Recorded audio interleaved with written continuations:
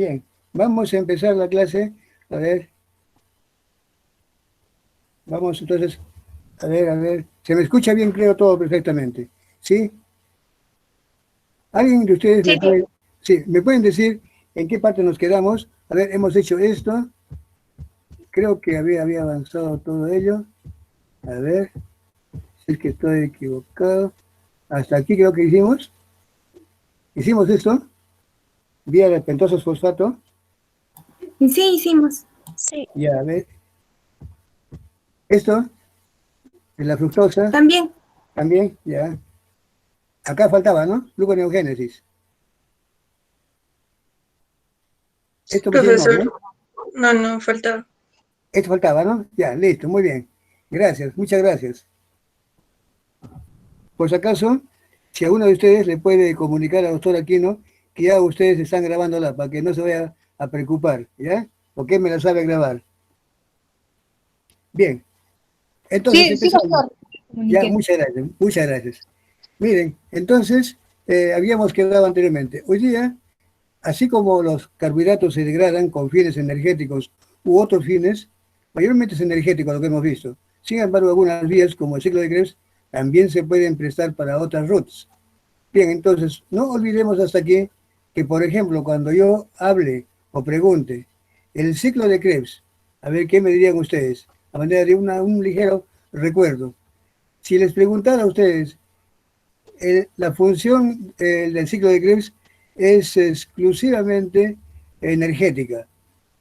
Van a ustedes, van a decir que no, no es exclusivamente energética, porque será la más importante, pero también tienen que ver ustedes de que el ciclo de Krebs también sirve para proveer acetilcoenzima a partir de citrato que sale que sale de la mitocondria al citosol para proporcionar este intermediario para la síntesis de ácidos grasos, ¿cierto?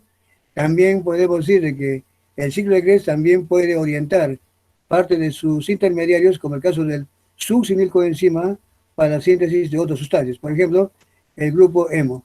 También podemos decir que el ciclo de Krebs también se puede prestar para que muchos aminoácidos o sustancias puedan integrarse al ciclo de Krebs como intermediarios y así eh, eh, juntarlos o reunirlos como oxalacetato, para que esta pueda servir la síntesis de glucosa por gluconeogénesis. También habíamos dicho de que algún intermediario, como el caso del alfa-cetoglutarato, también puede servir para neutralizar algunas sustancias que pueden ser muy perjudiciales, como es este factor inducido por la hipoxia, que es responsable de algunos cánceres. Entonces, no es exclusivamente energética. Si bien es cierto, es la más importante, pero no es la única. Ese yo podría decir, no sé, yo podría preguntar de esa forma. Otra que podría también hacer, a ustedes les puedo decir, el ciclo de Krebs es una vía exclusiva de los carbohidratos o de la glucosa. Ustedes van a decir, no, pues, porque también hemos visto que el ciclo de Krebs también puede servir para la degradación. Aquí vamos a ver, miren, rápidamente lo voy a hacer. Aquí había el ciclo de Krebs. Acá está. También pueden ser para ácidos grasos, también pueden ser, o sea, para lípidos, también pueden ser para aminoácidos y para los carbohidratos. O sea que es una vía común para la degradación de carbohidratos, lípidos y proteínas y o aminoácidos, ¿cierto? Entonces, todas esas cosas que tienen ustedes que recordar, que aquí se promueve que existen dos descarboxilaciones, sí, aquí es cierto, que esta ruta ocurre en la mitocondria, sí, si yo le pusiera en otra parte, pues ya ustedes tienen para decir que no. Y así, requiere de cofactores que son formas activas de la vitamina del complejo B. Sí, aquí tienen, por ejemplo, el ácido nicotínico, la riboflavina, pero aparte de eso, que este puntito donde estoy señalando, esto básicamente es la descarboxilación oxidativa del alfa-cetoglutarato, muy parecida a esta que está aquí. Y aquí participan 5 vitaminas, igualito ocurrirían aquí, aparte del NAD y FAD, aquí estaría el ácido lipoico, el ácido pantoténico y la tiamina pirofosfato, ¿cierto? Entonces, estos son los más importantes. ¿Cómo se regula? Esta es la vía de importante regulación. Todos esos son los detalles. ¿Con quién trabajan directamente? con la cadena respiratoria mitocondrial. Si bien es cierto, esta cadena está en la membrana mitocondrial interna, este ciclo de Krebs funciona en la matriz y va alimentando, va generando los hidrógenos para que la cadena respiratoria sean transferidos hacia el oxígeno, convirtiendo en agua y de paso, más adelante, producir ATP. El balance neto es 10 ATPs por cada acetilcoenzima que se degrada hasta CO2 y agua. Eso es un resumen, por si acaso, cómo yo podría poner las preguntas, ¿ya? Bien, vamos todos a ver ya la relación completa, hablemos así, y vemos entonces, ahora sí entramos a lo que es la gluconeogénesis. ¿Qué entendemos por gluconeogénesis? Gluconeogénesis es la síntesis de glucosa a partir de compuestos que no son glúcidos, no son carbohidratos. Por ejemplo, ¿quiénes no son carbohidratos? El piruvato no es un carbohidrato, aunque puede derivar de carbohidrato, pero en realidad también puede derivar de aminoácidos. El glicerol no es un carbohidrato, puede derivar del catabolismo de los lípidos. El lactato también, a pesar de que puede derivar de la glucosa, pero el lactato también puede estar bajo otra forma y no es propiamente un carbohidrato. Todos los intermediarios del ciclo de Krebs son realmente compuestos que no son carbohidratos y que pueden rendir oxalacetato. El oxalacetato es prácticamente un sustrato importantísimo en esto que se denomina gluconeogénesis. También los ácidos grasos en número impar de carbonos también se consideran como glucogenéticos, es decir, pueden llegar a glucosa o gluconeogenéticos. No por todos sus carbonos, solamente por una fracción de 3 carbonos que se llaman el propio nilcoenzima A. Ahorita lo vamos a describir. En cambio, los ácidos grasos en número par de carbonos, estos no son glucogenéticos. ¿Por qué? Porque todos sus carbonos están bajo la forma de acetilcoenzima A. Y ustedes saben muy bien que el acetilcoenzima A tiene 2 carbonos. Ingresan al ciclo de Krebs y salen como CO2. No tienen la posibilidad de regenerarse como oxalacetato. Y si no van a oxalacetato, no tienen posibilidad de llegar a glucosa. Estos son, entonces, acetilcoenzima A, ácidos grasos en número par de carbonos, no son gluconeogenéticos, no son sustratos gluconeogenéticos.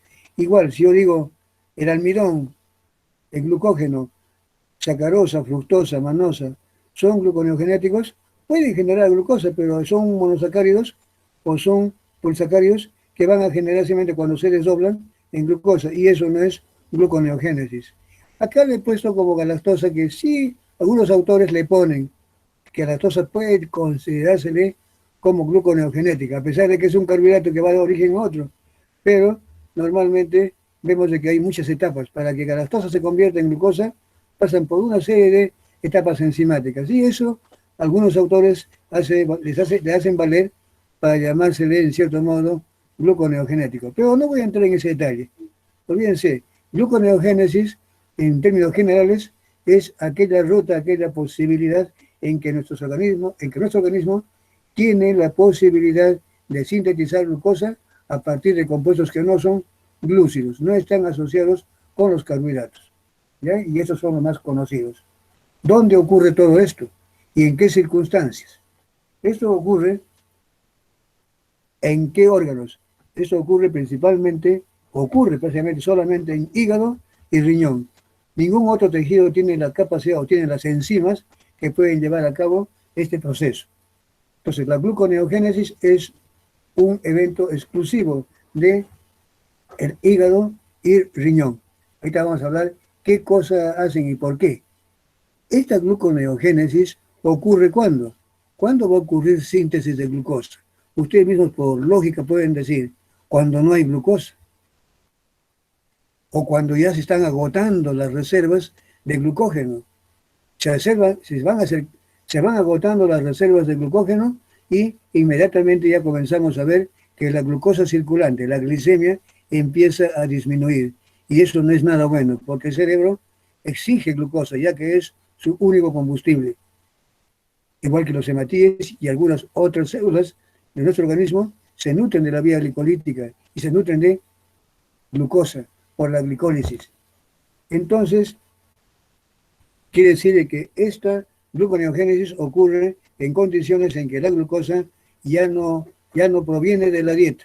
Estamos en un ayuno, o incluso las reservas de glucógeno que podíamos tenerla también ya empiezan a agotarse. Y en esas circunstancias, ¿quién está dominando? ¿Insulina o glucagón y adrenalina? Glucagón y adrenalina. Recuerden que cuando hay ayuno, cesa la ingesta de glucosa o alimentos, ahí ya no hay insulina. Ahora la relación insulina-glucagón se invierte a favor de adrenalina, glucagón sobre insulina. Entonces aquí está dominando adrenalina y glucagón. Esos son los que hacen este proceso. Bien, entonces, con eso vamos a ver entonces de que aquí otro hecho importante. Oxalacetato es un sustrato de todos los que estamos aquí viendo, uno de los más importantes gluconeogenéticos. Y esto que les he puesto a propósito aquí en color, en letras negritas, son algunos intermediarios de la vía glicolítica. Fosfenolpiruvato, ácido 3-fosfolisérico, más antes debe haber estado el 2-fosfolisérico, el ácido 1,3-difosfolisérico. Todos estos compuestos son de la vía glicolítica. Y aquí vamos a ver también otra importancia de la glicólisis, que muchas de sus enzimas, aquellas que yo había referido, que son fácilmente reversibles, también se ponen a disposición de este proceso para que muchos compuestos que son diferentes a carbohidratos puedan formar glucosa. Las que son reversibles. En cambio, las irreversibles irremediablemente tienen que ser reemplazadas, sustituidas por otras. Y eso es lo que le da el término de gluconeogénesis. Hace uso de enzimas propias y también se aprovecha de aquellas que le brinda la vía glicolítica. De eso vamos a hablar entonces. Ahorita entonces empecemos a hablar de uno de ellos. Síntesis de glucosa a partir del lactato. A ver si está en ese orden. Sí, aquí. Síntesis de glucosa a partir del lactato. ¿Cómo lo explicamos? Miren, ¿cuántos carbonos tiene el lactato? Me dirán 3. ¿Cuántos carbohidratos tiene glucosa? 6. Entonces tenemos que necesitar 2 lactatos para que se forme uno de glucosa. Vamos a ver cómo ocurre esto. Bajo la influencia, todo esto de glucagón y adrenalina, empieza a surgir esto. Es decir, la síntesis de glucosa a partir de un compuesto, en este caso un sustrato, no glúcido, no es un carbohidrato, el lactato. Este lactato, haciendo uso de esta reacción que la estoy señalando, que es de la vía glicolítica, el lactato, en este caso ahora se va a oxidar, y al oxidarse se convierte en piruvato. Este piruvato ahora, que está en el citosol, podría muy bien haber hecho lo siguiente. Si es que estamos en la vía glicolítica, recuerden que aquí está el fosfenolpirúvico. Si yo agarro esta glucosa y la llevo hasta el lactato, eso vendría a ser la vía glicolítica, pero ¿qué hace aquí la mitocondria? Entonces, esto quiere decir que no es el inverso de la glicólisis, por más que vea aquí algunos compuestos y una figurita que me hace recordar que podría ser el inverso de la glicólisis, ¿cierto? De acá para acá, hasta acá sería la glicólisis, pero eso ya no está en la glicólisis. Y si esto yo hubiera jalado una flechita de aquí de frente hasta aquí, eso hubiera sido lo que hace una piruvato quinasa. Y luego se convierte en piruvato, ahí la glicólisis. Pero ¿qué habíamos dicho? Que la primera reacción de la glicólisis, la tercera y esta, la penúltima, son irreversibles. Por tanto, esto de aquí para acá no puede, esa reacción de aquí para acá no podría ocurrir. El piruvato no puede reconvertirse ahora en fosfenolpirúvico porque el gasto energético sería demasiado grande y la célula no está para darse ese lujo. ¿Qué busca? Como esta cobra demasiado caro, pues hace lo siguiente. El piruvato ingresa a la mitocondria, así hablando de una forma figurada. Prefiere ingresar a la mitocondria y aquí adentro va a carboxilarse por acción de una piruvato carboxilasa, que la va a convertir en oxalacetato, haciendo uso de la energía que le aporta la hidrólisis del ATP. Este CO2 o bicarbonato, que es la forma fisiológica como se incorpora, es gracias a la biotina, que es el cofactor de toda carboxilasa. Recuerden, cuando hablamos de la biotina, está como carboxibiotina, está cargada con este CO2 y que la va a depositar sobre aquellas sustancias que requieren aceptar ese CO2. Pues acá, el piruvato por esa carboxilasa, gracias a su cofactor biotina, incorpora este CO2 y lo convierte en oxalacetato. Una vez convertido en oxalacetato, ahora, por acción de una enzima, que la van a ver también ustedes pronto en un capítulo más adelante, por acción de una reacción llamada de transaminación, viene un aminoácido como el glutámico y le entrega un grupo amino. Y cuando el oxalacetato recibe el grupo amino, se convierte automáticamente, toma la forma de un aminoácido, el aspartato. Este glutámico despojado de su grupo amino se llama alfa-cetoglutarato. Por ahora no le damos mucha importancia. Simplemente es una reacción de transaminación, una transferencia de un grupo amino, de un aminoácido, a este oxalacetato, para que se convierta en aspartato. Este aspartato ahora no tiene ninguna dificultad, sale, y una vez que está el ácido aspartico en el citosol, por acción ahora nuevamente de la misma enzima, pero que ahora es otra enzima, también que se llama transaminasa y que trabaja en el citosol. Este es un aspartato, aspartato transaminasa, que está aquí y que también puede estar en ambos lados. Bien, este aspartato haciendo ahora lo contrario, al revés, la reconstruye y la convierte en oxalacetato. Es decir, viene el alfa-cetoglutarato, le pide un grupo amino, este se le entrega y se reconvierte así el oxalacetato. Estaba prestadito nomás el grupo amino, por así decirlo. Este oxalacetato que estaba aquí adentro, ahora haciendo esta secuencia de reacciones, ya la vemos fuera.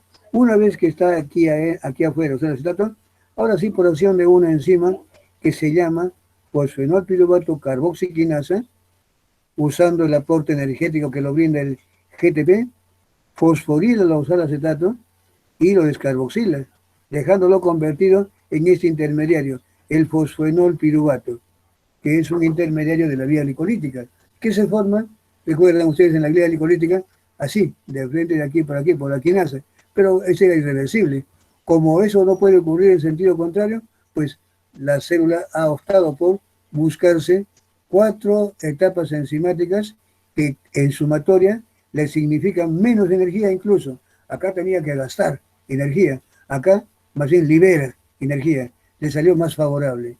Más etapas enzimáticas, pero lo que busca la célula es la economía energética, y eso lo logra a través de este mecanismo. Una vez habiéndose formado el fosfenolpiruvato, ya haciendo uso de esta enzima que se llamaría una enolasa, que trabaja ahora en sentido contrario a la vía glicolítica, y la convierte en 2-fosfolicérico. El 2-fosfolicérico, por acción de la mutasa, que también es de la vía glicolítica, le transfiere la posición 2 a la posición 3 del fosfato. Tenemos el 3-fosfolicérico, 3-fosfolicerato. Ahora, por acción de la quinasa, viene ATP y le dona un fósforo en la posición 1 y se convirtió en el 1,3-difosfo o bifosfolicérico.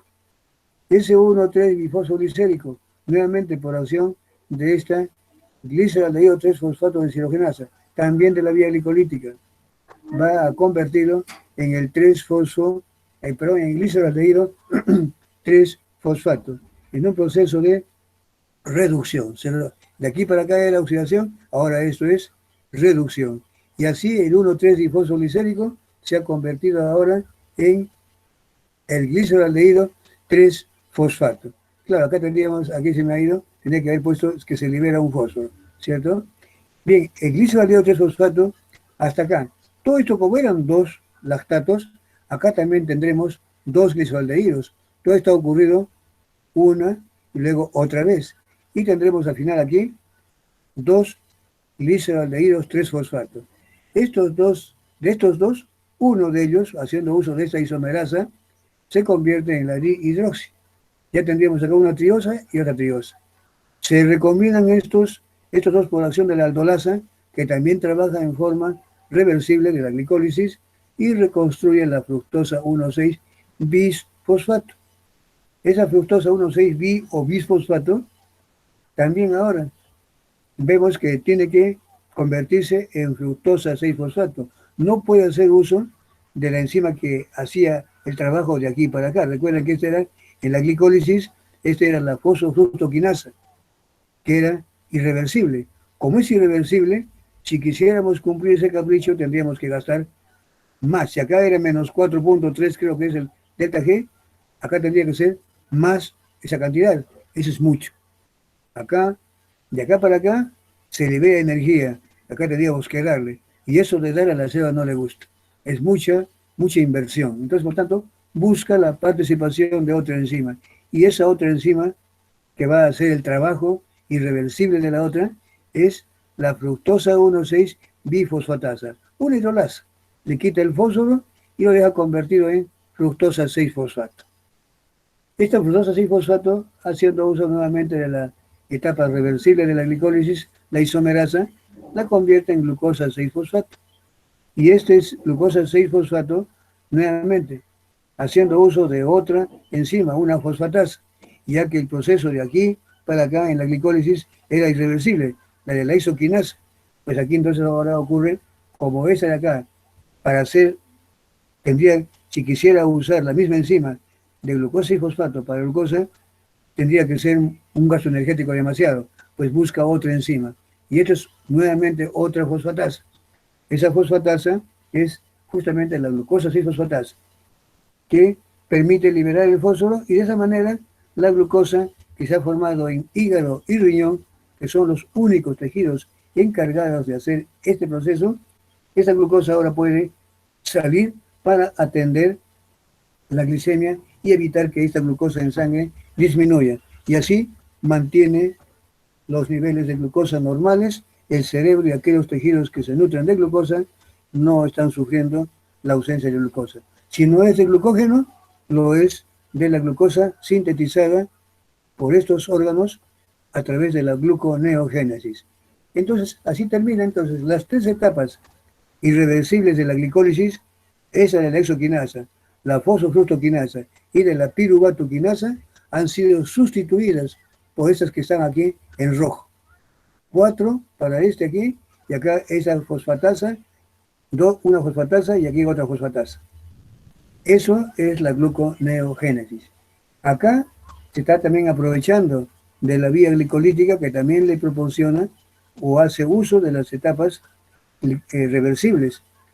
Y entonces así, cuando uno observa esta imagen, uno podría decir, bueno, la conversión de lactato a glucosa, muchos podríamos decir, se le puede considerar como la vía inversa de la glicólisis.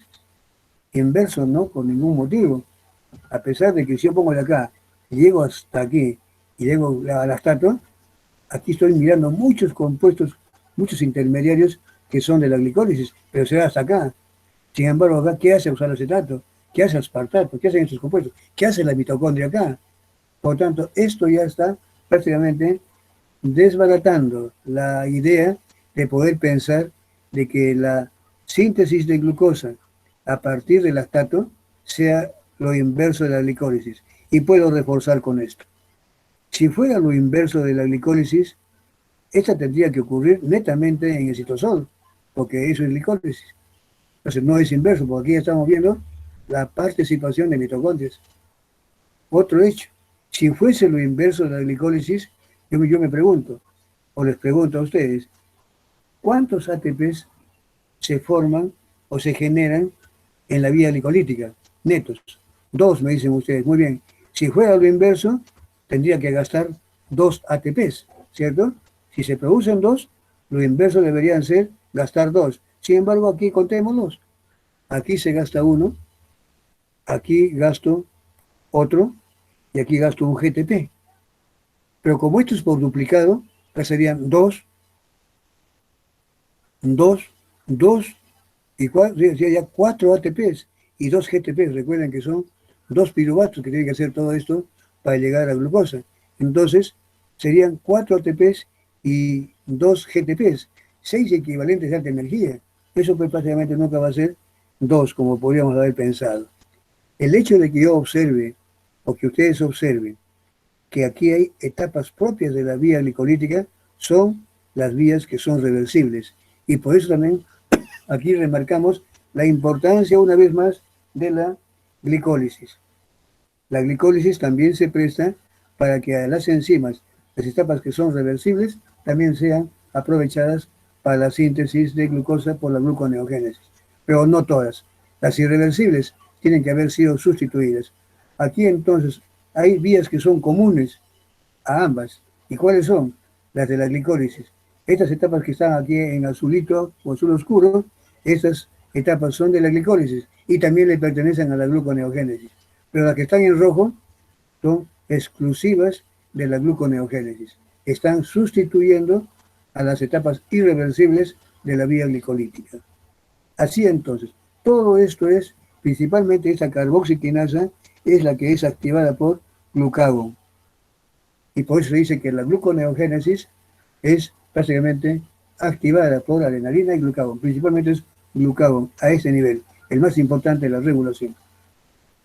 Y ocurre lógicamente en condiciones de, si yo dijera, esa ruta se hace muy activa en condiciones de ingesta de alimentos. No, pues ahí más bien está degradándose. Esto ocurre en ayuno fisiológico, y más aún se intensifica cuando estamos en ayuno prolongado. Ahora veamos una cosa. ¿Y qué tal si yo digo, ¿y cómo será la gluconeogénesis a partir de piruvato? Muchos me dicen, igual no ves, total, esto no hay, y el piruvato se ingresa para acá, pero hay un detalle que quiero que no para que se confundan, sino para que entren, tomen nota. Miren, si yo digo, ¿y cuántos piruvatos se requerirán para formar un mol de glucosa? También 2. Muy bien. ¿Y cómo será? Muchos dicen, igual no va a ver, total, ¿cuál es el problema? Esto ingresa para acá y todo igualito. Pero ¿y quién proporciona esto? Si esto parte de acá, ya no hay quien le dé el NH2. ¿Cierto? Por lo tanto, aquí debe de haber un cambio, una modificación para subsanar este pequeño impasse. Y aquí está. Aquí está. Está el piruvato. Ya no hay ese NH2. Alguien lo tiene que proporcionar aquí abajo. Este piruvato ingresa, le ocurre lo mismo, se carboxila por acción de esta carboxilasa dependiente de biotina, se incluye el CO2 o el bicarbonato, se convierte en oxalacetato. Ahora acá, en lugar de que haya una transaminación, ahora hay una oxidación. Esa es una enzima malato deshidrogenasa, la del ciclo de Krebs, ¿cierto? Que convierte a oxalacetato en malato. Recuerden, de aquí para acá el ciclo de Krebs, pero también puede ocurrir en sentido contrario. Aquí ahora, en lugar de haber oxidación, ahora es reducción. Esta deshidrogenasa málica va a reducir el oxalacetato y convierte en malato. Y el malato puede salir, una vez que está aquí afuera, también existe otra malato deshidrogenasa citoplasmática, tipo 2. Y esta hace lo contrario. Ahora esta se oxida por acción de esta deshidrogenasa. Coge NAD y libera NADH2. Y así lo reconvierte en oxalacetato. Esto que no podía salir acá, si no sale como aminoácido, como aspartato, pues sale como malato. Pero lo cierto es que aquí está subsanando este problemita. Se genera NADH2 y este NADH2 viene para ser usado aquí arriba. Una vez que está el oxalacetato, recordemos que el oxalacetato es un sustrato importantísimo, fundamental en la gluconeogénesis. En el primer esquemita lo habíamos puesto, céntrico. De ahí para adelante también le ocurre lo mismo. Viene esa fosfenol piruvato carboxiquinasa, que es activada por glucagón. La energía la brinda el GTP, provoca una descarboxilación y una fosforilación. Y así el oxalacetato ha quedado convertido en el fosfenol piruvato. Esto que normalmente debería haber sido la conversión de el piruvato. Recuerden ustedes, piruvato, eso es irreversible, de vía licolítica. Pues entonces hace todo este cambio. Y ya lo tenemos acá el piruvato. Y no le hemos dado esa oportunidad a que sea demasiado caro. Se ha formado el fosfenol piruvato aquí y ahora, haciendo uso de las mismas etapas de la vía licolítica que ya hemos visto antes, llega hasta acá. Como son 2, aquí también habrán 2 glisaldehídos. Uno se convierte en la dihidroxiacetona fosfato, luego los 2 se reasocian por la aldolasa, se convierte en la fructosa 1,6-bisfosfato y aquí nuevamente viene la participación de esa fosfatasa para subsanar el problema de que esta exoquinasa o esta fosfofrutoquinasa no quiere, o sea, es irreversible. Viene esta y la convierte en fructosa y fosfato. Nuevamente viene otra enzima, la enzima de la vía glicolítica, la isomerasa la convierte en glucosa y fosfato, y por la fosfatasa libera el fósforo y así deja libre para que se pueda salir y mantener la glicemia. Hemos visto entonces cómo 2 piruvatos se pueden convertir en glucosa. La única variante con respecto a que si es lactato o es piruvato está en esto y en este cambio. Si es uno o es otro, acá hay un cambio. Pero sigue siendo lo mismo. Se requiere de mitocondrias. No se usa las etapas de la vía glicolítica que son irreversibles. Se usa otras. Aquí 4 y aquí otras 2 más. Las demás son de la vía glicolítica, aquellas que son reversibles. Pareciera que fuera lo inverso, pero no lo es. Sin embargo, ya por las mismas razones que he explicado antes. La única variante está en eso para obviar este problemita del NAD. Yo no voy a entrar en esa discusión, lógicamente, en esos detalles, cuando ponga la pregunta. Simplemente en términos generales. ¿Dónde ocurre esto? ¿De qué requiere? Si digo la vía del fosfogluconato, la vía de la gluconeogénesis a partir de piruvato o a partir de lactato, le puede poner, es un proceso exclusivamente mitocondrial, falso. O si digo exclusivamente citoplasmático, falso, aquí también la mitocondrias. Que requiere de un proceso de carboxilación, sí. Sea uno u otro, para este caso, requiere carboxilación, sea lactato o piruvato. ¿Se utilizan en las etapas irreversibles de la vía glicolítica? No, se usan otras, estas que están aquí en rojo. ¿Se usan etapas de la vía glicolítica que son reversibles? Sí, eso es verdadero. Es nada más, esto es lo que se quiere, lo que usted tendría que recordar. Si es que yo que les pongo una pregunta, tengo que ponerla en esa forma, por si acaso no se vayan a estar complicando en muchas cosas, muchos detalles. Yo no soy de eso. Pongo lo que estoy indicándoles aquí.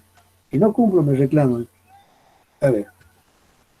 Entonces aquí tenemos ahora otro sustrato gluconeogenético. ¿Cuál es? Dijimos el glicerol. El glicerol que puede derivar del catabolismo de los ácidos grasos. Pues aquí entonces, este glicerol, ¿a dónde va a llegar? Puede venir cuando los triglicéridos en el tejido adiposo se van degradando, liberan ácidos grasos y el glicerol puede venir, llega al hígado. Y en el hígado, por acción de una quinasa, la glicerolquinasa, en presencia de ATP, va a fosforilarse en la posición 3, dando origen a glicerol 3-fosfato. Este glicerol 3-fosfato puede oxidarse por acción de una glicerol 3-fosfato deshidrogenasa. Una deshidrogenasa simplemente, que utiliza NAD. Este va a oxidar, y al oxidar el glicerol, lo deja convertido en la dihidroxiacetona fosfato. Como son 2 gliceroles, aquí tendríamos eso que eso ha ocurrido por doble vez. Tendríamos 2 dihidroxiacetonas fosfato. Haciendo uso de la isomerasa de la glicólisis, lo puede reconvertir en la otra triosa, es decir, el gliceraldehído 3-fosfato. Ya tenemos 3 y 3 carbonos. La aldolasa tipo A, que es la que trabaja también la vía glicolítica, ahora trabajando en sentido inverso, puede juntar, asociar los 2 carbonos, los 3 carbonos, 3, y sumarlos bajo la forma de fructosa 1,6 o bisfosfato. Esta fructosa bisfosfato, nuevamente, haciendo uso de la fosfatasa, ya que el proceso de aquí para acá es irreversible. Busca una fosfatasa que le quite el fósforo y lo deja convertido en fructosa 6-fosfato. Esta fructosa 6-fosfato, por acción de la isomerasa de la vía glicolítica, que ahora trabaja también en ambos sentidos, ahora lo convierte en glucosa. Y nuevamente esta glucosa, por acción de la glucosa 6-fosfatasa, hace lo que la exoquinasa no quiere hacer, es decir, es irreversible. Y le quita el fósforo de la posición 6 y lo deja como glucosa libre. Y ese hígado o riñón que ha hecho este proceso, principalmente el hígado, gracias a esta enzima, esa glucosa ya sin el fosfato puede salir, es permeable a la membrana y puede salir a mantener la glicemia. Está cumpliendo con ese rol importantísimo, como ven ustedes. ¿Ven? Ahora, la síntesis de glucosa a partir de ácidos grasos de número impar de carbonos. A ver dónde estaba, no voy a... Aquí está viendo una cosita, un detalle no voy a olvidar. A ver, esto acaba a las 11:20. Estaba preocupado, dije, creo que voy a terminar, me va a faltar el tiempo. Eso no tengo, estaba preocupado, dije, no quiero que termine esto. La clase con ustedes termina a las 11:20. Ahí está bien, ya está preocupado. Dije, si me acaba la hora, me queda una sola hora. Son dos, está perfecto. Bien, entonces, ahora vemos cómo también otro sustrato gluconeogenético es realmente el ácido graso de número impar de carbono.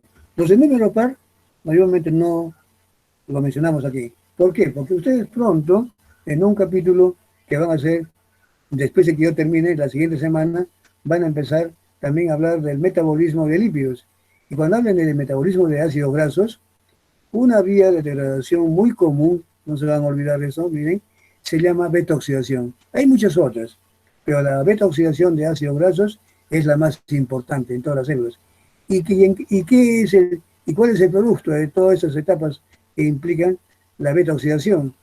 Convertir al ácido graso en puras unidades de dos carbonos. ¿Qué se llaman estos? Acetilcoenzimas A.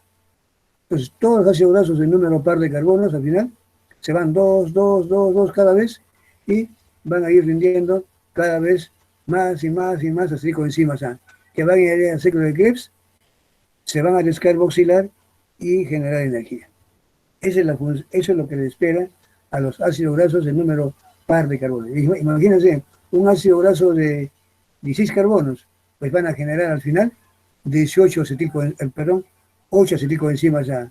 Si es un ácido graso de 14 carbonos, pues van a generar 7 acetilcoenzimas A. O sea, porque se van de 2 en 2, como acetilcoenzima A. Y les he dicho de que acetilcoenzima A no es un gluconeogenético. ¿Por qué? Porque como tiene dos carbonos, en forma práctica, podríamos decir, ¿cuántos carbonos se van aquí? Por aquí se va uno y por aquí se iba otro. Los dos carbonos que vienen se van y no hay posibilidad de que esos carbonos se queden para formar oxalo acético. Pero sí, en cambio, aminoácidos que pueden incursionarse, como lo dije antes, en el ciclo 3, que pueden incursionarse bajo la forma de intermediarios.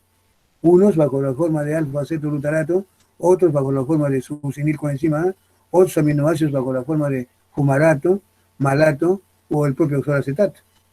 Y cualquiera de esos aminoácidos o compuestos que integren o que donen carbohidratos bajo la forma de que incluyan carbonos bajo la forma de intermediarios, esos intermediarios tienen la capacidad de poder quedar convertidos finalmente como oxalo acético. Y este tiene para decidir o función energética o destinarse hacia la gluconeogénesis, de acuerdo a las exigencias metabólicas.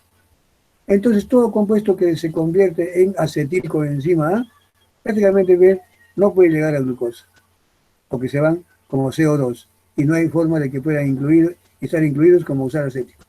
Pero en cambio, oxalo acetato. Pero en cambio, los ácidos grasos de número impar siempre es cierto. Si yo parto de un ácido graso, por ejemplo, de 9 carbonos, le quito 2, así por encima, ese no. ¿Y en cuánto queda? En 7. Le quito 2 y quedan en 5. Le quito 2 más, quedan en 5, quedan en 3. Esos 3 se llaman propionilcoenzima A. Parta de donde parta, así parta de 17, de 15, de 13, de 11, todos los carbonos se van como así por encima, pero siempre va a quedar un cachito, un residuo de 3 carbonos que se llama propionilcoenzima A. Y por este cachito, o estos 3 carbonos, los ácidos grasos de número impar sí pueden llamárseles gluconeogenéticos. No por los acetilos, sino por este resto que queda en todos ellos, cualquiera que sean. Son muy pocos, lógicamente, pero también están presentes en nuestro organismo. Este propionilcoenzima A se carboxila en presencia de ATP. Y si digo carboxilación, ya está una carboxilasa. Y si digo carboxilasa, es dependiente de biotina, un componente del complejo B. Este, al hacer todo este trabajo, se convierte, al ocurrirle todo esto, se convierte en un intermediario que se llama el D-metilmalonilcoenzima A. Este D-metilmalonilcoenzima A, haciendo uso de una isomerasa, por acción de una isomerasa, digo mejor, se convierten en L, metilmalonilcoenzima A. Y este, por acción de una mutasa, que depende de vitamina B12, va a incluir, va a trasladar, va a mudar de sitio. De ser un satélite que está aquí afuera, lo va a poner dentro. Y cuando eso lo haya hecho, esta mutasa se ha convertido ahora en succinilcoenzima A. Y este compuesto para ustedes ya les es familiar. Este, me dicen ustedes, este es un intermediario, lo hemos visto en el ciclo de Krebs, efectivamente, está por aquí, si quiero ubicarlo. Ya como intermediario, esos carbonos que vienen acá pueden más adelante aparecer bajo la forma de oxalacetato. Y oxalacetato tiene para decidir o seguir su ruta energética o bien, de acuerdo a las circunstancias metabólicas y exigencias energéticas, puede partir hacia la gluconeogénesis. Por tanto, los ácidos grasos de número impar de carbonos, por este residuo que queda de 3 carbonos, sí se les puede llamar gluconeogenéticos. Pueden rendir glucosa, mas no los ácidos grasos de número par de carbonos, porque todos van a ser convertidos en acetilcoenzima A, y acetilcoenzima es no gluconeogenético, no puede llegar a glucosa. Igual, cuando hablen ustedes más adelante del catabolismo, degradación de aminoácidos, lo tienen en un capítulo más adelante, van a ver que hay aminoácidos que llevan el nombre de aminoácidos glucogenéticos y aminoácidos cetogenéticos. ¿Por qué se les llama aminoácidos glucogenéticos? Porque tienen la posibilidad de generar glucosa. ¿Y cómo lo hacen? ¿Cómo hacen los aminoácidos para poder llegar a glucosa?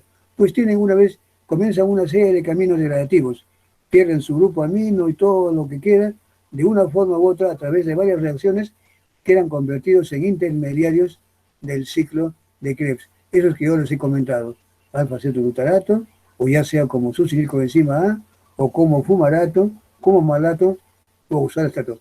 Esas son las ventanas de acceso, los sitios de acceso, por el cual los diferentes aminoácidos pueden integrarse, entregar sus carbonos para que pueda convertirse estos en oxalacético, ya sea con fines energéticos o partir hacia glucosa.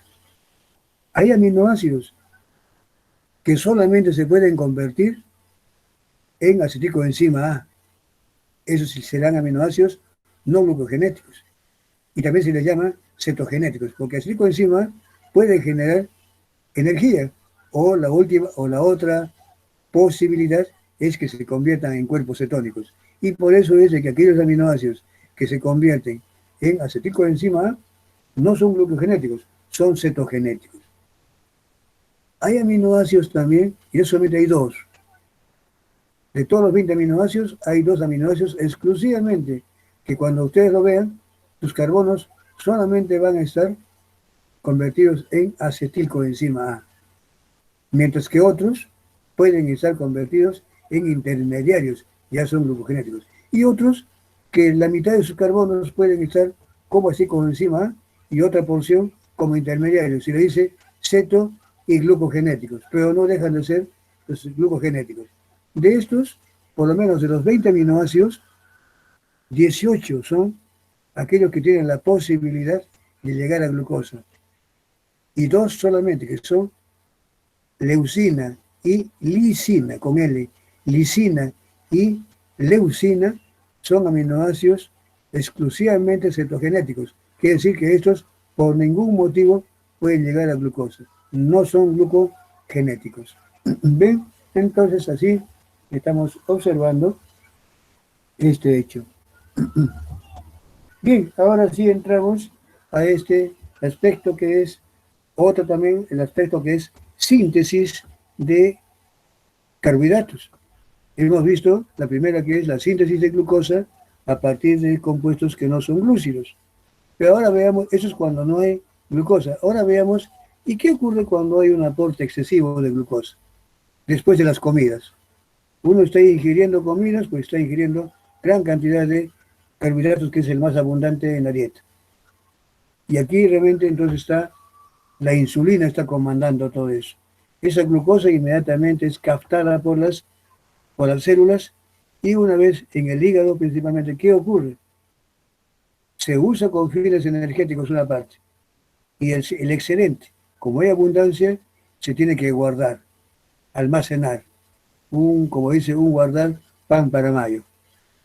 Ese almacén a corto plazo es el glucógeno. El glucógeno se forma cuando hay abundancia de comida, cuando hay abundancia de glucosa en la dieta. Ese exceso se almacena como una reserva, que es el glucógeno. Entonces vamos a hablar aquí de la síntesis de este polisacárido, el glucógeno. ¿Qué cosa es el glucógeno? El glucógeno es un polisacárido que está conformado de puras subunidades de glucosa. Es un polisacárido que tiene glucosas en posición alfa 1, 4 y puntos de ramificación en enlaces glicosídicos alfa 1, 6. ¿Dónde ocurre este proceso de síntesis de glucógeno? Mayormente se puede decir que todas las células están en la capacidad, podrían así sintetizar glucógeno, pero no lo hacen. ¿Cuáles son los tejidos que normalmente, o órganos que realmente sintetizan o llevan a cabo masivamente este acumulo de glucosa bajo la forma de este polímero? Son hígado, riñón y músculo esquelético. Allí estas son las reservas más grandes que tenemos en nuestro organismo de glucosa, bajo la forma de este polisacárido que es el glucógeno. Bien, pero hay algunas diferencias. Esta glucosa que se forma en hígado y riñón la síntesis ocurre similar, tanto en hígado, riñón y músculo esquelético. Sin embargo, este glucógeno que se almacena en hígado y riñón es para mantener la glicemia, sirve para mantener la glicemia, es decir, la glucosa en circulación. En cambio, ese excedente de glucosa que llegó al músculo esquelético, este lo convierte, es cierto, en glucógeno, pero ese glucógeno que lo almacena en el músculo esquelético no sirve para mantener o no ayuda a mantener la glicemia. Y eso ya ustedes lo pueden saber por qué. Porque no hay la enzima glucosa 6-fosfatasa. Si esto ocurre así, se almacena. Y cuando regresa al sentido contrario, pues todo se topa con ese proceso. Si en el hígado existe esta enzima, la fosfatasa, libera el fósforo y puede cederla. En cambio, en el músculo esquelético no existe esta enzima. También en el cerebro no existe esta enzima. Al no haber esta enzima, ese glucógeno que ese glucógeno que está almacenado solamente es para consumo propio. Podríamos decir que está actuando un poco egoísta. Lo almacena para sí mismo, pero no para brindarlo. En cambio, el hígado y el riñón, en un sentido más noble, podríamos decir, que este excedente lo guarda como glucógeno y lo puede ceder cuando lo solicitan para la circulación, para que otros tejidos se puedan nutrir, principalmente el cerebro, ya que si está en circulación es para el cerebro. Esa es la diferencia. ¿Y quién dicta todo eso? La glucosa 6-fosfatasa. Bien, con esa descripción general, entonces empecemos a ver la síntesis de glucógeno. La síntesis de glucógeno es llevada a cabo entonces influenciada por la insulina. Insulina va a favorecer este acúmulo o ese almacenaje de glucosa como glucógeno. Y recordemos que insulina lo que hace es ayudar a que esta glucosa se capte en la circulación, ingrese a la célula. Una vez que está esa glucosa dentro de la célula, ¿qué hace insulina? Favorece su degradación, porque está activando la glicólisis. Y a la vez, cuando esa función energética ya ha sido suplida, el excedente debe de almacenarse como glucógeno. Ese almacén de glucógeno también tiene un tope. El hígado no puede seguir y seguir y seguir acumulando glucógeno, porque ya entraríamos en un estado también que es perjudicial, una glucogenosis, un acúmulo de glucógeno en tejidos. Entonces no puede ocurrir, tiene un límite. Una vez que se ha alcanzado el límite de almacenaje de glucógeno en hígado y riñón, la misma insulina va a activar la síntesis de ácidos grasos, de lípidos, la lipogénesis. Y por lo tanto, si sigue habiendo más glucosa, esa glucosa ya no va hacia el glucógeno, sino se desvía hacia la síntesis de lípidos. Y la persona comienza a acumular y acumular la glucosa que se convierte en grasa finalmente. Todo eso es comandado por insulina. Lo cierto es que la glucosa, una vez que está adentro, o se consume con fines energéticos, se degrada o se guarda. Primero como glucógeno y posteriormente como grasa, como lípidos. Esto lo comanda todo insulina. Es el panorama. Entonces ahora comencemos a ver, bajo esa influencia, llega de una gran proporción de glucosa. Ante la presencia de glucosa en hígado, fundamentalmente, ¿qué es lo que ocurre? Un poco de esto, cuando hay glucosa en exceso, todos los tejidos se pueden dar en el banquete, por así decirlo. Pueden consumir glucosa. Hasta el hígado puede usar glucosa, imagínense. El hígado en condiciones normales no usa glucosa con fines energéticos. Usa ácidos grasos. No usa glucosa. Pero cuando hay abundancia, hasta el hígado en esos primeros momentos, en ese momento cuando hay aporte de glucosa, el hígado puede también usar glucosa con fines energéticos, lo degrada por vía licolítica, y todo ello. Pero eso solamente es momentáneo. Después, normalmente usa lo de siempre, o sea, ácidos grasos. ¿Qué hace? Que una vez que hay abundancia, esa glucosa, ese exceso, ¿a dónde va? Está activa una enzima que se llama la fosfoglucomutasa. Esta fosfoglucomutasa, como lo pongo muy bien acá, cataliza el proceso de manera reversible, de tal forma de que esta glucosa que está en la posición 6 puede mudar, pues dice mutasa, puede mudar, cambiar de sitio a la posición 1, convirtiendo a la glucosa y fosfato en glucosa 1-fosfato. Esta glucosa ahora, esta glucosa bajo la forma de 1-fosfato, es el sustrato de una nueva enzima que también ahora va a usar UTP para dejar convertida en UDP-glucosa. Esta glucosa, la enzima se llama glucosa 1-fosfato uridiltransferasa. En algunos textos también le llaman UDP-glucosa pirofosforilasa. Se trata de la misma enzima. ¿Qué cosa hace esto? Como dice, transferasa. El UTP, la uridina trifosfato, va a desdoblar, va a dejar el pirofosfato por un lado y el UMP se va a unir a esta glucosa 1-fosfato. Ese fósforo con el o sea, el monofosfato, van a regenerar el UDP y ahora queda como UDP-glucosa. Y este es el sustrato importante a través del cual la glucosa puede ser incorporada una tras otra a un glucógeno que empieza a nacer, a crecer.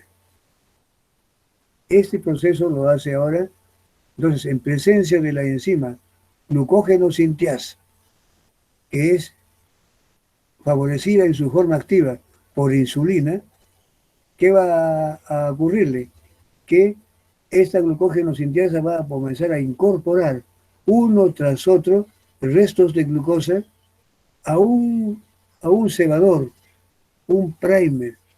Cebador, decimos, ahorita le voy a mostrar, un cebador, que es un oligosacárido de aproximadamente de 5 a 8 glucosas que ya están presentes de la mano de una proteína que se llama glucogenina. Esta glucogenina es un dímero que tiene un resto de tirosina que ya se lo voy a mostrar y que ha incorporado previamente de 5 a 8 cachitos o restos de glucosa. Es un oligosacárido. También lo ha hecho a partir de UDP-glucosa. Y están listos allí, prestos a que sobre este cachito, restos de glucosa, empiece a añadirse uno tras otro restos de glucosa bajo la forma traídos como UDP-glucosa. Se incorpora la glucosa y se libera el UDP. Y esto que era N, ahora viene a ser N más 1, más 2, más 3, más 4, más 5. Y así va surgiendo. Este enlace que es a través de la cual une una glucosa a este primer, son enlaces glicosídicos alfa 1,4. Quiere decir que la enzima sintiasa, glucógeno sintiasa, forma enlaces glicosídicos, une glucosas unas a otras a través de enlaces glicosídicos alfa 1,4, cada vez que viene siendo traído por el UDP. Entonces aquí es un nucleótido que sirve de transportador de moléculas de glucosa, la va a ir incorporando y esa incorporación se hace a través de enlaces glicosídicos, repito, alfa 1,4. N más 1, más 2, más 3, más 4, más 5. Me dirán ustedes, ¿y hasta cuánto?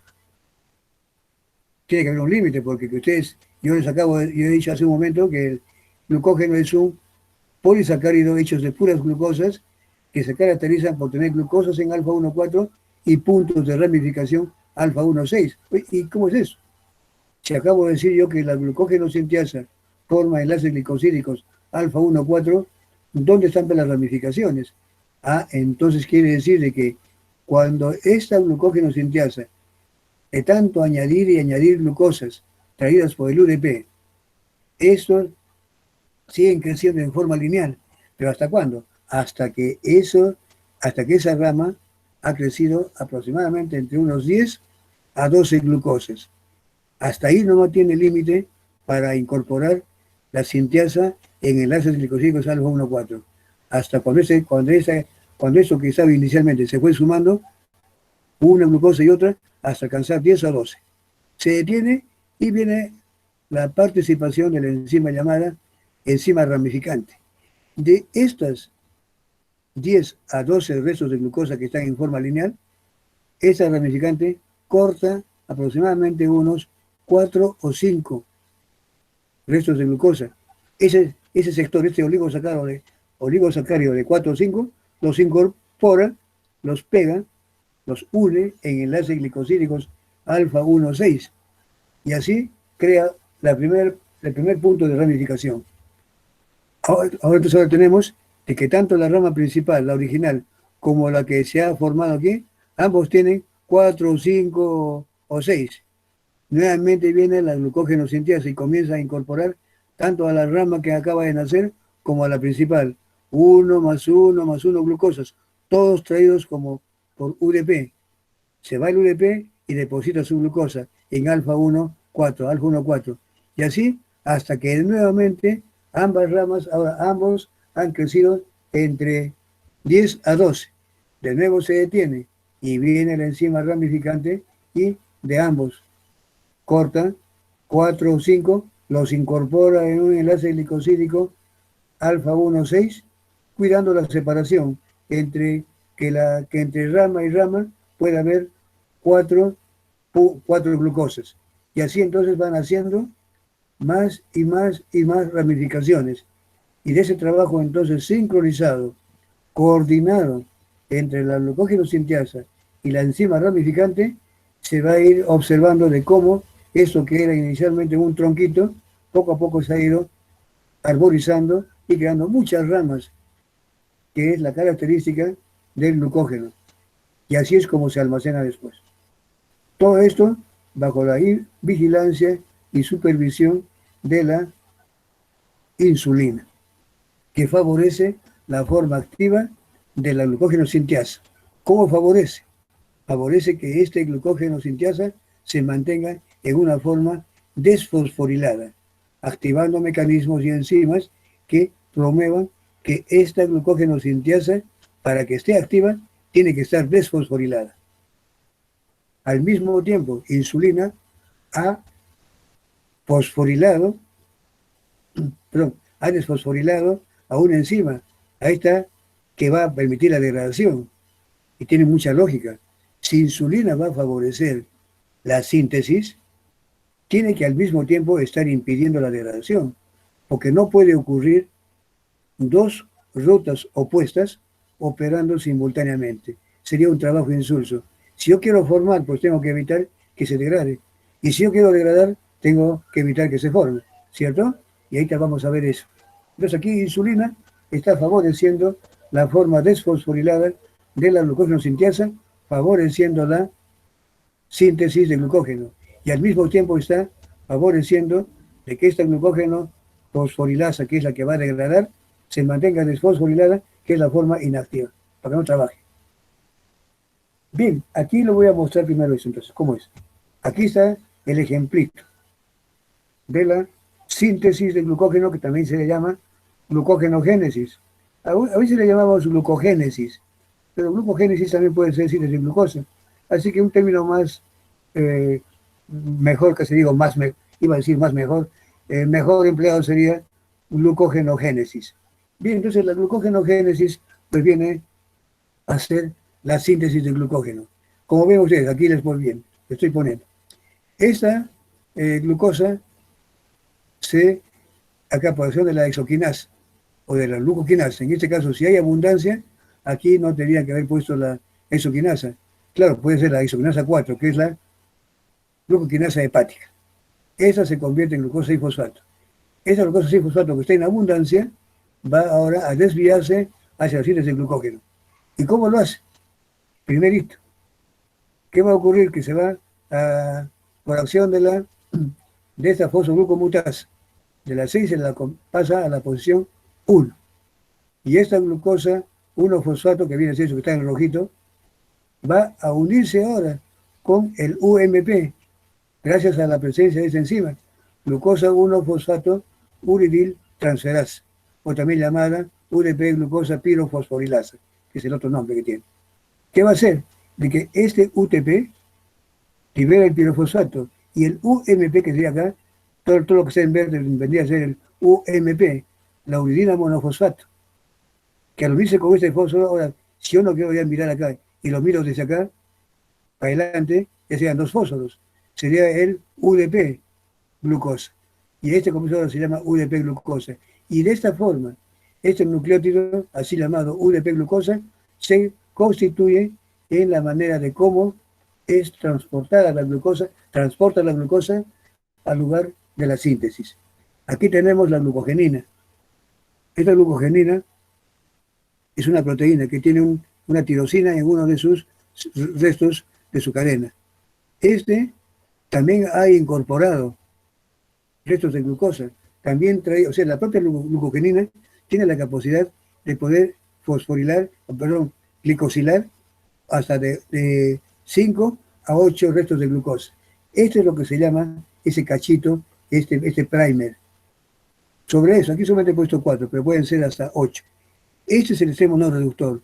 Sobre este extremo no reductor, ahora la glucógeno sintiasa empieza a incorporar glucosas, estos que están en rojo. Viene, se deposita solamente la glucosa y se libera el UDP. Se va el UDP y queda la glucosa, ya quedó 1. Si esto era N, ahora es N más 1, más 2, más 3, más 4. Cada vez que viene, deposita una glucosa en el enlace glicosídico alfa 1, 4. Viene otro, alfa 1, 4, y se va sumando. ¿Hasta cuándo? Hasta que esta cadena haya alcanzado entre 10 a 12. Ahí se detiene la glucógeno sintiasa. No olviden, esto está unido a la glucogenina. Muy bien, entonces esto ha crecido.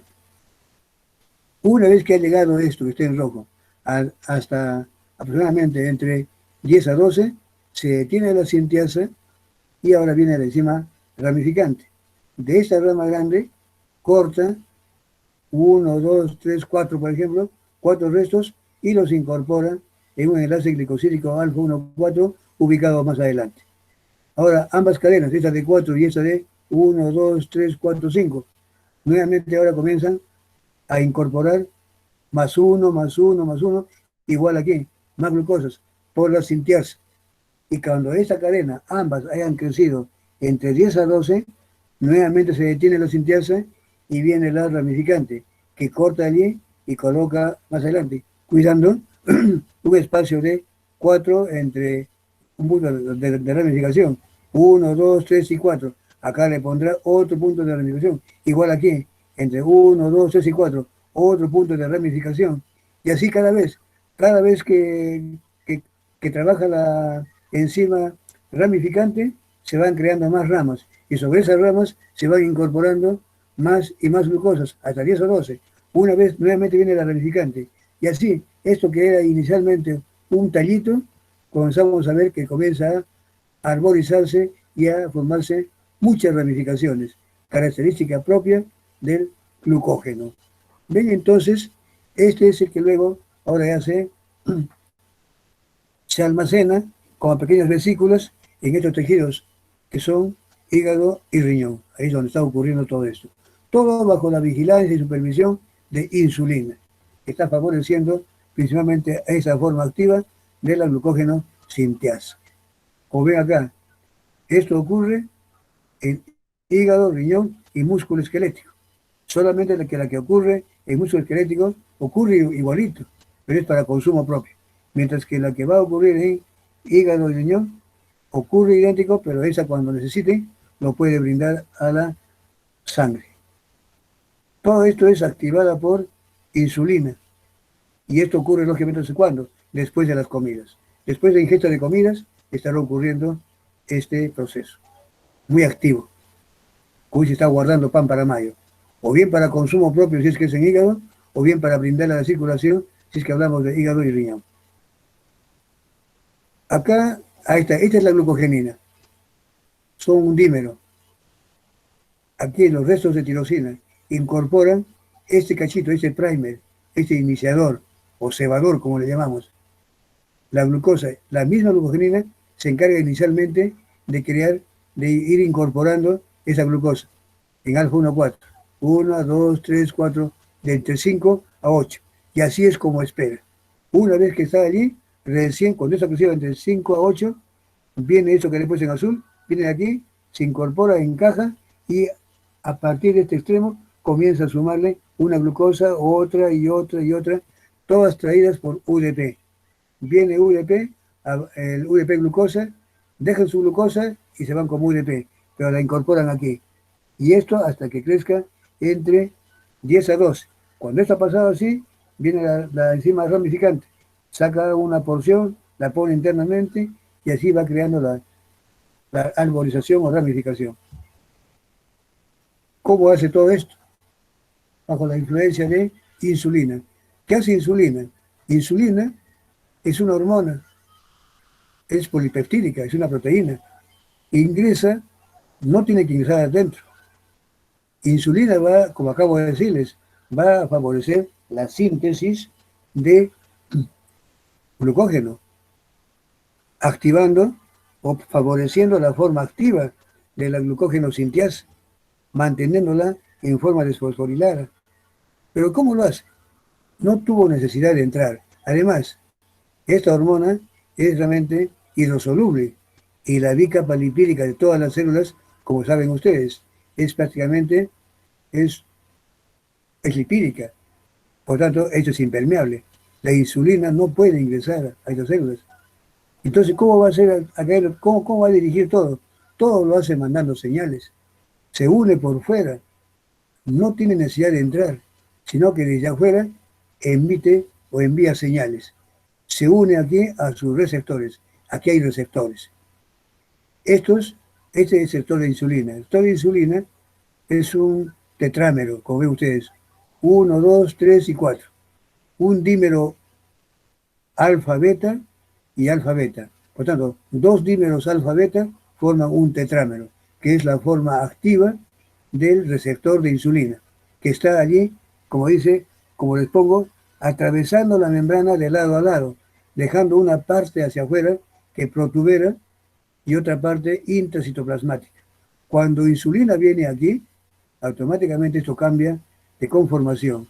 Es más, normalmente cuando no está la insulina, estos receptores están disparejos. Uno está medio echado por acá, otro está por aquí, desordenados. Cuando viene insulina, automáticamente se alinean y se forma esto que se llama el receptor activo. Y cuando eso ha ocurrido, automáticamente esa porción que estoy señalando, la cara que está mirando hacia el citosol, se autofosforila. Comienzan a incorporar restos, hay muchos restos de tirosina, aquí solamente he puesto 3 y 3, son muchos otros. muchos restos de tirosina que comienzan a autofosforilarse. Esta autofosforilación termina por encender, por así decirlo, encender, activar, termina activando toda esta porción que se convierte como si fuese una enzima. ¿Qué tipo de enzima? Tirosina quinasa. Por eso que los receptores de insulina se les denomina receptores catalíticos, porque realmente cuando se une su ligando, una porción de estas se convierte en enzima, es decir, la capacidad de llevar a cabo un proceso. ¿Cuál es este proceso? Si es quinasa, la capacidad de fosforilar a alguien. ¿Sobre quién? Sobre un sustrato. Esta es una enzima. ¿Qué se llama sustrato? Bueno, aquí les he puesto este término. Es un IRS1. ¿Qué quiere decir IRS1? Sustrato del receptor de insulina tipo 1. Ah, también debe haber un tipo 2, 3 y 4. Efectivamente hay. Hay muchos sustratos de receptor de insulina, dependiendo de qué célula estemos hablando. Pero aquí tenemos el IRS1, uno de los más conocidos. Se une insulina y este modifica esa porción de su propio receptor y hace que este IRC1 ahora se active. Al activarse, es decir, se fosforile. Esta fosforilación le significa activación. Esta proteína activa o este sustrato activado, ¿qué va a hacer? A la vez va a activar a otros. Es decir, transmite la señal y va a activar a esta fosfatidil inositol 3 quinasa, que conjuntamente con un fosfatidil inositol IP3 va a activar a la vez una fosfodiesterasa quinasa, El conjunto de esta a la vez termina activando a una proteína quinasa B. Esta proteína quinasa B, ¿qué es lo que hace? Va a hacer lo siguiente, va a fosforilar a esta glucógeno sintiasa quinasa, que estaba activa, pero esa, al fosforilarla, la inactiva. ¿Qué ha provocado con eso? Que al inactivar a esta glucógeno sintiasa quinasa, si digo glucógeno sintiasa quinasa, es una enzima, quinasa quiere decir fosforilar, es una enzima que fosforila. Entonces digo yo, glucógeno sintiasa quinasa es una enzima que fosforilaba a la glucógeno sintiasa. La glucógeno sintiasa para ser activa tiene que estar desfosforilada. Y si está desfosforilada, ¿qué hace? Fosforila a esta sintiasa y la inactiva. ¿Cómo garantiza la insulina de que la glucógeno sintiasa, si está fosforilada, se desfosforile? O que se mantenga en estado desfosforilado, inhibiendo a la quinasa, para que esto no se fosforile. Y esto lo hace a través de esta señal. Activa esta proteína quinasa B y al activar a la glucógeno sintiasa quinasa, su fosforilación significa inactivarla. Por tanto, está garantizando de que, por favor, no le fosforilen a esto porque si no, la inactive. Y si está inactiva, es decir, fosforilada, no hay problema. Si está fosforilada, la misma insulina favorece a esa, activa esta enzima. ¿De qué forma? Activando a esto se llama proteína fosfatasa 1. ¿Qué hace esta proteína fosfatasa 1?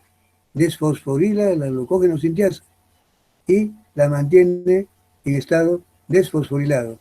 De esa forma, insulina ha emitido una señal que a las finales permite de que esta quinasa no fosforile a la sintiasa. Porque si la fosforila, la inactiva. Y si ya está fosforilada, pues aquí hay una enzima que la desfosforile.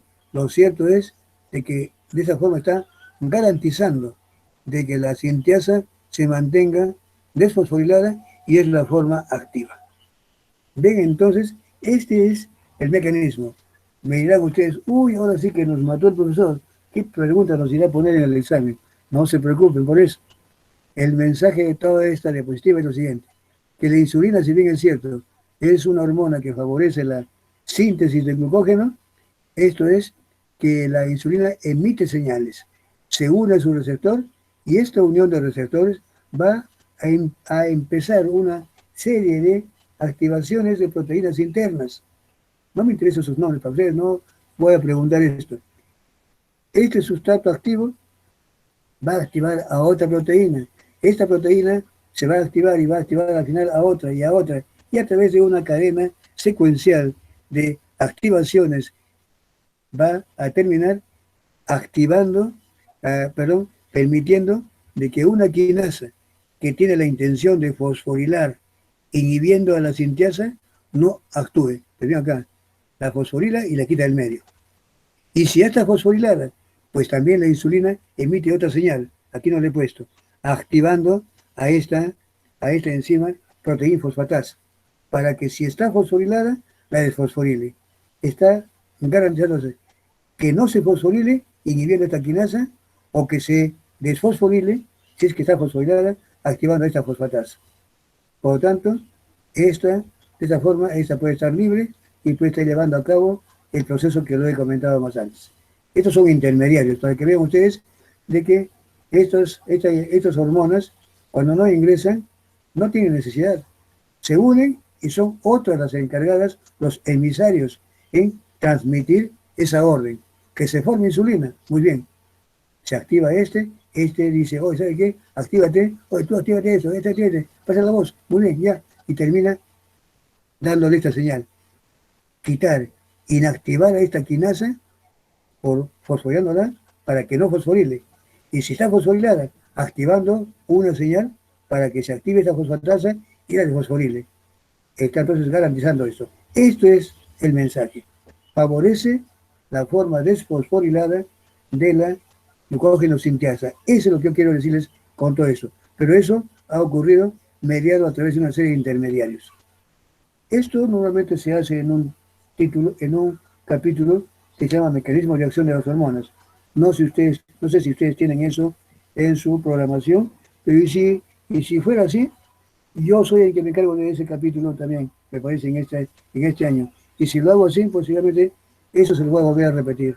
Pero por ahora, solo es esto. Insulina favorece la forma activa de la sintiasa, manteniéndola desfosforilada. Punto. Nada más. Aquí está justamente esto. ¿Qué hace insulina? Insulina justamente hace la quinasa, la inhibe, para que no se fosforile.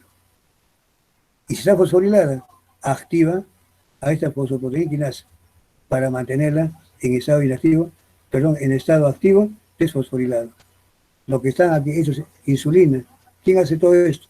Insulina favorece, insulina, ¿qué cosa es lo que hace?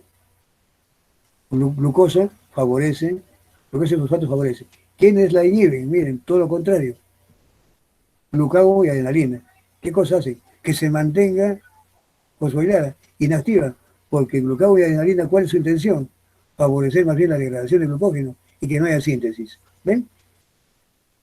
Bien, entonces con esto, ahora sí regresamos aquí. Esto es la síntesis. Miren, ahora vamos a ver esto. La degradación. ¿Qué ocurre cuando ya cesa el aporte de glucosa en la dieta? ¿Qué es lo que va a ocurrir allí? A ver, ¿cómo está esto? No voy a pasar de la hora. Esto termina 11 y 20, ¿no es cierto? Sí, tengo que 20 minutos. No me voy a pasar de la hora. Tengo que estar cuidando. Hoy he tenido clases con todo el mundo. No sé, desde las 7 hasta ahorita, uno y otro. Hoy día no sé cómo acabo con la voz, pero mientras ustedes estén escuchando, yo tengo ánimos para seguir hablando. Miren, entonces aquí, el glucógeno se ha formado mientras hay aporte de glucosa. Pero ¿qué ocurre cuando ya cesamos de comer alimentos? Esa glucosa que está circulando es aquella que se ha estado absorbiendo. Y bajo estas circunstancias se ha estado formando eso, todo comandado por insulina. Pero llega un momento en que ya llegamos en una especie de ayuno. Si ustedes estuvieran ahorita en la universidad, allí, claro, ahorita están ustedes en casa, pueden estar comiendo en cualquier momento, pero normalmente si ustedes estuvieran en la universidad, allí, entre desayuno y almuerzo, hay un espacio en que ya realmente cesan de comer. Después de la comida se da media hora, una hora máximo, en que todavía está ocurriendo todo este proceso. Después de la media hora o hora, ya dejó de cesar el aporte de glucosa y ya no hay insulina. Ahora la relación insulina-glucagón se invierte. Ahora es glucagón y adrenalina la que están comandando todo el proceso. ¿Cuál es?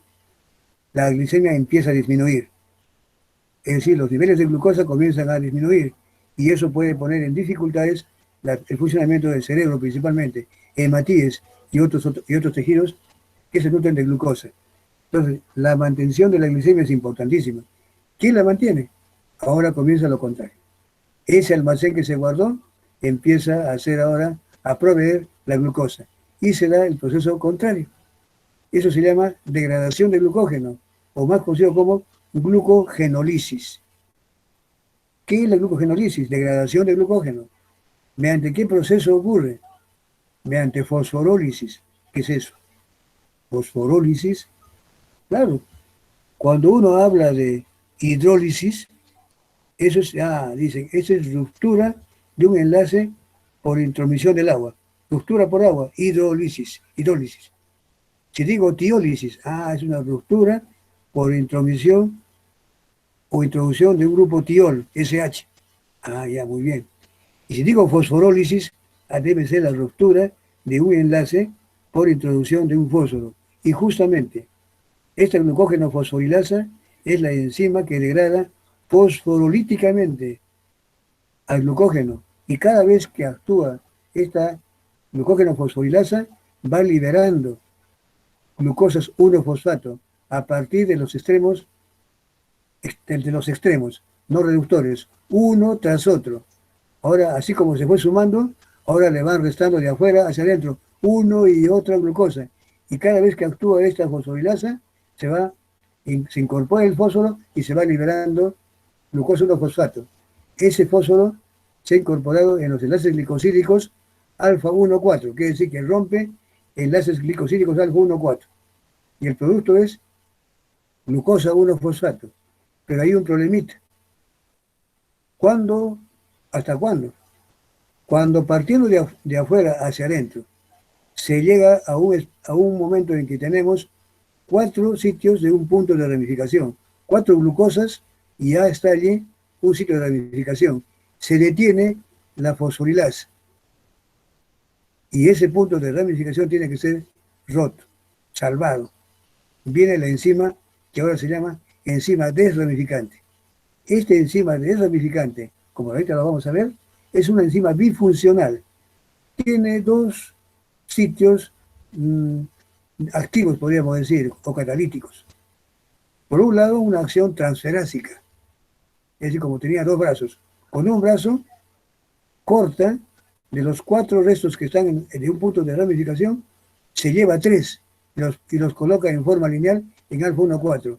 Y esa glucosa que está en alfa 1,6, la misma enzima con otro brazo, con otra manito, le corta, pero hidrolíticamente. Bueno, ese agua debería estar acá. Esta agüita debería estar acá. Recién me he dado cuenta que se ha movido. Entonces acá entra agua y libera glucosa libre. Nuevamente, comienza a actuar la enzima fosforilasa.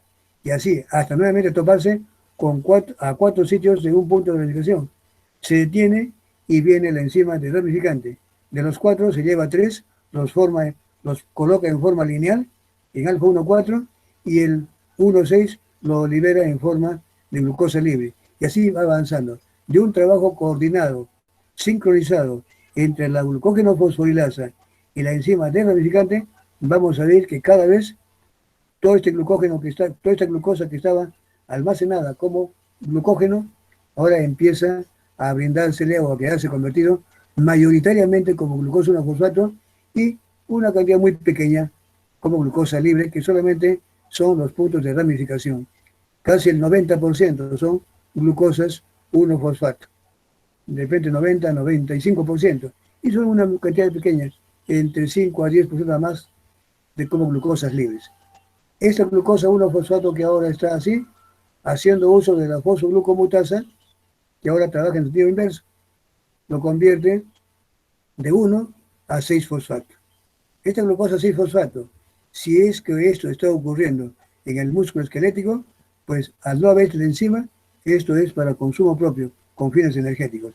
Pero si estamos hablando de hígado y riñón, gracias a la presencia de glucosa 6-fosfatasa, esta glucosa 6-fosfato se libera su fósforo y como glucosa libre puede salir a mantener la glicemia. Esa es la labor que tiene hígado y riñón. Veamos ahora entonces cómo ocurre todo esto. Ya lo vimos y estamos acá. Esta es la degradación. Aquí está, no, esta es la degradación. Muy bien, acá, haciendo lo mismo. Aquí tenemos entonces, como dije en un momento, la glucógeno fosforilasa es activada por adrenalina y glucagón. Acá tenemos. Ahorita lo vamos a ver. Activada por glucagón y adrenalina. Es la que mantiene su forma activa. ¿Cómo hace? Introduce el fósforo en un enlace glicosídico alfa 1,4 y lo libera como glucosa 1-fosfato. Viene otro, nuevamente, glucosa 1-fosfato. ¿Hasta cuándo? Acá está en lo propio. Acá uno y otro. Hasta cuatro sitios de un punto de ramificación. Cuando ha llegado esto, se detiene. Acá, hasta acá llegó. Viene la enzima desramificante. De estos 4 se lleva 3. Acá está hecha la enzima bifuncional. Tiene una mano y otra mano, podemos decir, 2 sitios. Una es transferásica. De estos 4 se lleva 3. Cortó aquí y los coloca en forma lineal, en alfa 1,4. Y esta otra, por otro lado, corta, le introduce agua y lo libera en forma libre. Esta es la ruptura hidrolítica. Acá sí hay ruptura por agua, pero solamente es para los puntos de ramificación. Lo demás es por fosforólisis. Bien, entonces así es como entonces, una vez que ha llegado allí, nuevamente viene la enzima desramificante. Se va llevando otro y otro y otro y otro y otro y otro. ¿Hasta dónde? Hasta 4 puntos de un sitio de ramificación. De nuevo se detiene. Viene la desramificante. De esos 4 se lleva 3, los pone en lineal, saca la fructosa, la glucosa 1, en posición 1,6 y nuevamente viene la enzima, la fosforilasa, uno tras otro, y así sucesivamente. De cada rama, cada vez se va a ir acortando, y de un trabajo sincronizado entre las dos, glucógeno fosforilasa y enzima desramificante, vamos a ver convertido casi todo el glucógeno como glucosa 1-fosfato y una pequeña proporción de glucosas libres, que son los puntos de ramificación hechos por la enzima desramificante que tiene una acción hidrolítica. Pero la mayor función es fosforilasa. Si yo les dijera a ustedes, la degradación de glucógeno es activada por insulina, falso, pero ¿cómo hacer? Es adrenalina cuando no hay glucosa, adrenalina y glucagón. Digo, la degradación de glucógeno es un proceso fundamentalmente hidrolítico. ¿Cómo hidrolítico? Fundamentalmente es fosfolítico. El producto inmediato de la glucógeno fosforilasa es glucosa libre, no, es glucosa 1-fosfato. Y así, eso es lo que ustedes tienen que ir tomando nota. Yo voy a preguntar de eso, así de esa forma. Yo dije hace un momento de que la adrenalina es junto con glucagón, son hormonas glucogenolíticas, es decir, que favorecen la degradación del glucógeno. Pues ¿cómo lo hace? Aquí tenemos. Tampoco puede entrar, se une a su receptor, activa, ahora es un receptor diferente, ya no es catalítico. Este es un receptor tipo ligado a proteína G. Es una proteína que está unida a la membrana. Se une a la adrenalina, activa esta proteína G, la separa y eso significa su activación. Al activarse la proteína G, por órdenes de la adrenalina, se va a unir a la vez a esta enzima que se llama adenilciclasa. Y la adenilciclasa, que está bien activa, al unirse con la proteína G, se activa, termina activándose. Al activarse la adenilciclasa, como no me lo dice, va a favorecer de que el ATP se convierta en AMP. ¿Qué es el AMP cíclico? Un segundo mensajero, un altoparlante de la adrenalina. Ese que le va a llevar ahora, o sea, es un amplificador de señales. Este AMP cíclico ahora viene y va a hacer lo siguiente. Va a actuar sobre una proteína quinasa A. Quinasa quiere decir que es una enzima que tiene la capacidad de fosforilar, pero se encuentra en estado inactivo porque está bloqueada por sus subunidades regulatorias. Estas son las catalíticas, pero no pueden trabajar mientras estén retenidas por estas unidades regulatorias. Una vez que esté así, ¿qué es lo que va a pasar? Como hay AMP cíclico, ese se une en algunos sitios y al unirse a las unidades regulatorias, le cambia de conformación y la desprende. Al haber hecho esto, está dejando libre a la quinasa que ahora sí es la activa. Esta proteína quinasa, como su nombre lo dice, quinasa, fosforilante, ¿qué va a hacer? Va a fosforilar. ¿A quién fosforila? A la glucógeno sintiasa. Y hemos dicho que la sintiasa tiene que estar desfosforilada para estar activa. Como lo que quiere adenina es degradar, tiene que evitar primero que se esté sintetizando. Inhibe, fosforila la sintiasa y le inhibe. Le dice, oye, un momentito, voy a degradar, tú no estés sintetizando, formando. Al mismo tiempo que hace la quinasa, viene para acá y a través de una cascada de fosforilaciones, esta quinasa va a fosforilar a una fosforilasa B quinasa que estaba inactiva. Al fosforilarla, la activa. Esta fosforilasa B quinasa, al quedar activa, va a convertir a la glucógeno fosforilasa B inactiva en lo que conocemos ahorita, la que estoy conversando con ustedes. La glucógeno fosforilasa, que es la que termina A, que es activa, fosforilada, que es la que normalmente hace la degradación del glucógeno. ¿Qué ha hecho la adrenalina? Ha inhibido la síntesis porque está activando la degradación. Y no solamente con eso, también, como aquí el problema es falta de glucosa circulante, ¿qué es lo que va a ocurrir? Que también, conforme se va gastando el glucógeno, ya se va yendo, ¿quién va a mantener la glicemia? Así que hablamos de hígado. Pues también esta proteína quinasa A se une a ciertas proteínas, que son proteínas que después se van a convertir en factores de transcripción. Es decir, proteínas que va a unirse al ADN y van a propiciar la activación, la transcripción y la expresión de genes de proteínas que están comprometidas con la gluconeogénesis. Es decir, doble cosa. Adrenalina está haciendo de que la glucosa que está, si está almacenada en el hígado y riñón, comiencen a liberar su glucosa a la circulación. Si se va terminando esto, al mismo tiempo está favoreciendo de que ya se vaya preparando el sistema de la gluconeogénesis para propiciar de que el hígado y el riñón forme glucosa a partir de otros elementos. Miren, un trabajo muy interesante y muy bonito. Finalmente, tenemos aquí, hay enfermedades que se llaman glucogenosis. Son enfermedades o cuadros que se caracterizan por acúmulo de glucógeno en ciertos tejidos. Esas son las glucogenosis. Entonces, ¿cómo se define una glucogenosis?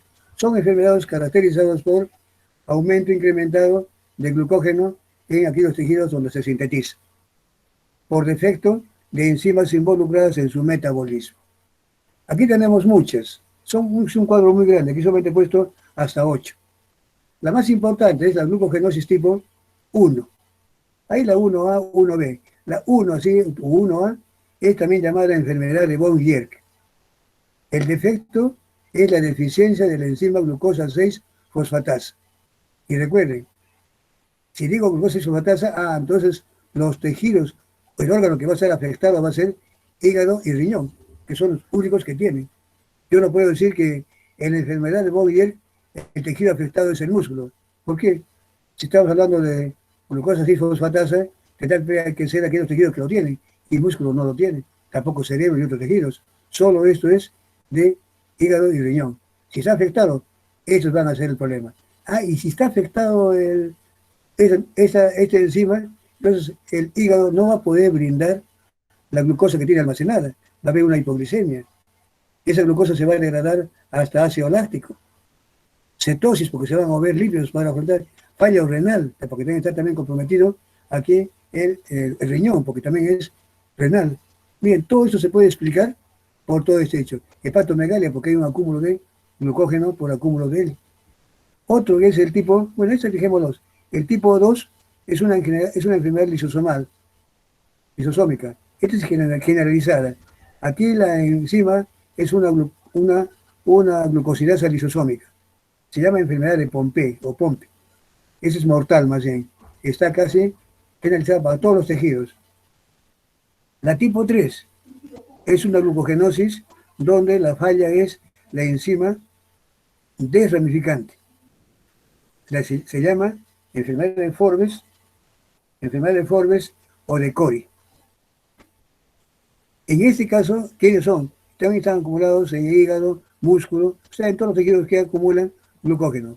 No se puede decir que es exclusividad de uno o de otro. Enfermedad de Forbes o Cori, enzimas desramificante.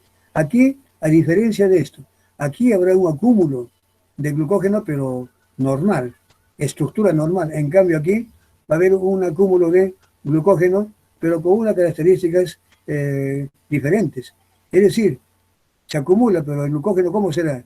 Si es desramificante, no es la enzima que vaya, cuando se llega a esos cuatro de un punto de ramificación, no puede seguir avanzando. Entonces vamos a tener un glucógeno como haciendo la idea de que es un árbol con muchas ramitas chiquititas, con muchos extremos cortos, porque no hay la desramificante.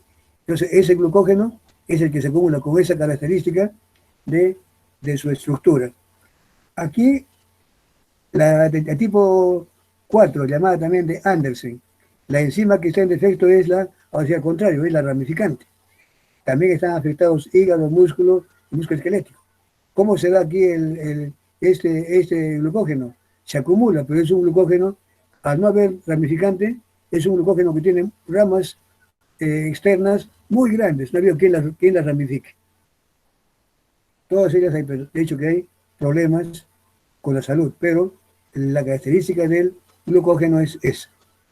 Ahora la de tipo 5 y 6, la ausencia es de la fosforilasa muscular en la tipo 5 y la hepática en la tipo 6. La tipo 5 se llama enfermedad de Mac-Arle y el afectado es el músculo esquelético.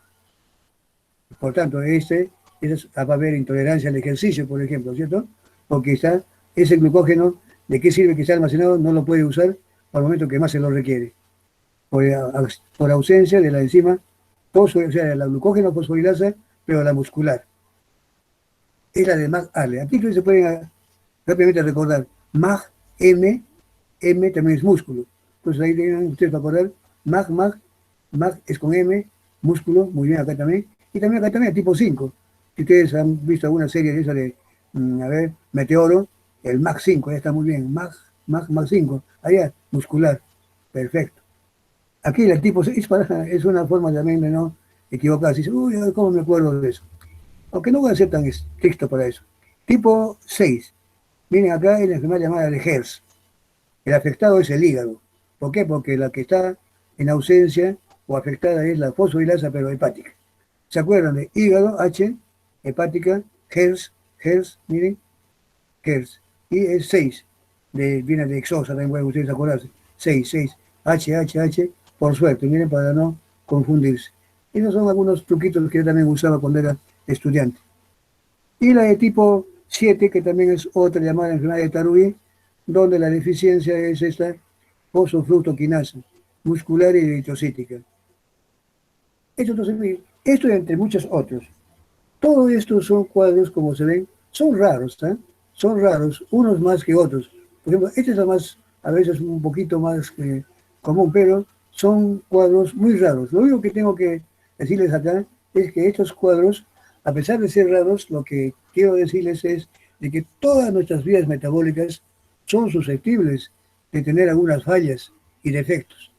Para muchas de ellas todavía algunos, de repente, se está confundiendo o no se sabe de dónde, cuál es la causa. Pero tenemos que ver, unas son incompatibles con la vida, otros que son tolerables de una forma u otra. Entonces, tenemos una gama muy grande, una diversidad de comportamientos y conductas, quién sabe cómo estén nuestras vías metabólicas. Pero aquí les muestro una, esta de las glucogenosis, que son enfermedades por acúmulo de glucógeno, repito, y una de las muy conocidas son esa de von Gierk, esta enfermedad de Andersen, Mac-Arle y la de Hertz. Yo les he puesto así, con más negrito, más o menos que son las más llamadas y las más conocidas.